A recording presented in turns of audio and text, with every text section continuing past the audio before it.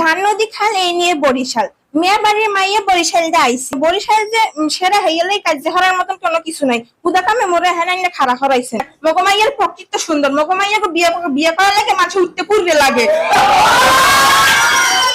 বরিশালের পেয়ারা মেয়েদের কি চেহারা, এই বরিশালকে নিয়ে আমাদের ভাবনার অন্ত নেই। বরিশালকে বলা হয় বাংলাদেশের শস্য ভান্ডার, কেউ কেউ আবার বলেন এটা বাংলার ভেনিস। এই বরিশালে জন্ম নিয়েছেন অসংখ্য গুণী ব্যক্তিত্ব।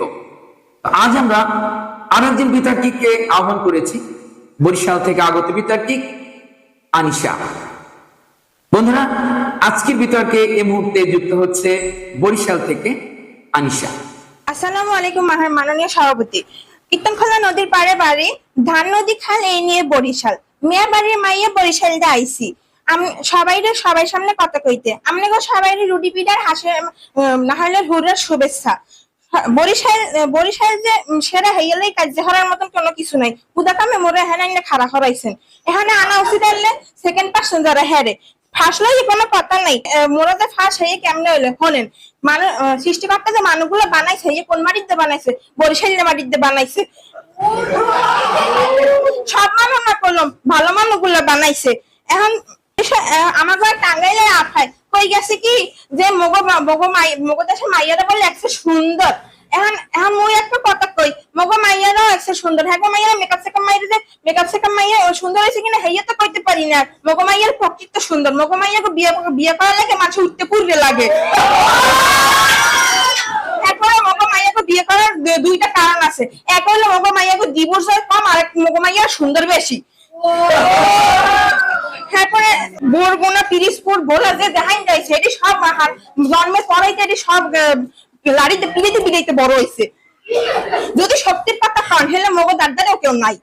এখন এই যে কিছুদিন আগে যে কোটার বিরোধী আন্দোলন গেলে সেই সময় তো মগো বরিশালের পুলিশের আগে আত্মসমর্পণ করছে, এটাও বলে যায় মোরা সেরা। এখন পড়ালেখার কথা, বাংলাদেশে যতগুলো জেলা আছে এর মধ্যে এক বিভাগ কাজ নেই, হেতু কোনটা জানেন? বরিশাল। এটাও প্রমাণিত হয় মোরাই সেরা, মোরাই মগমাতায় গিলু আছে। তারপর যে ঢাকাই আনারা যে কইলে মোরা আর খাতার কাছে লইয়া আইছি গা, আরে হালাত বলে আরে বেটা তোরা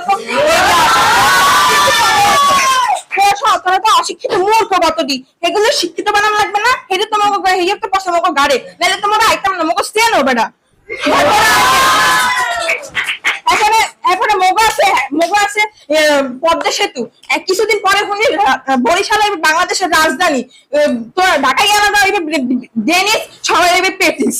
এরপরে আইলে বড় জিনিসটা, সেটা হইলো কি কুয়াকাটা ধরেন। এখন আমরা কুয়াকাটা ধরে যদি টান মারি হেলি আই পরে কি কক্সবাজার। এখন আরেকটা জায়গায় ঘুরতে ইচ্ছা করতে আছে, এটা কি সুন্দরবনটা ধরে যদি আবার একটু টান মারি হেলি আই পরে ভারত।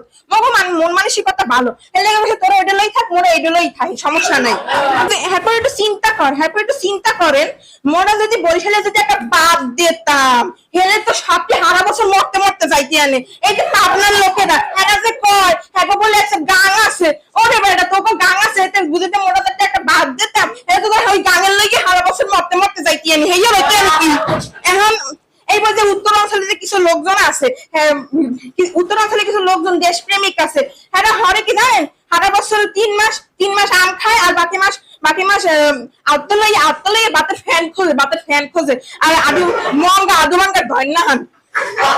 মাননীয় সভাপতি আজকে যদি সত্যি আর সাহসের কথা হেলে কিন্তু শেরে বাংলায় একে ফজলুল হকের কথা এক কবে না হয় ভেঙে হালাইছে। এখন যদি আমরা একটু ঠান্ডা ওই কবিতা করি তাহলে সুফিয়া কামাল আর জসিমউদ্দিনের কথা, হ্যাঁ এই মানুষগুলো আইসে কমিতে বরিশাল যাইছে। এখন আপনারা খাইবেন একটু টক, এইটা খাইবেন কি বরিশাল আমরা, এবার খাইবেন তাজা মাছ, এই আইবে কমিতে বরিশাল যাইবে। এই যে সব মিলাইয়া মোরাই কিন্তু সেরা। মাননীয় সভাপতি, বাংলাদেশের সবাই মিল্লা আছি, ওরা সবাই ভালো।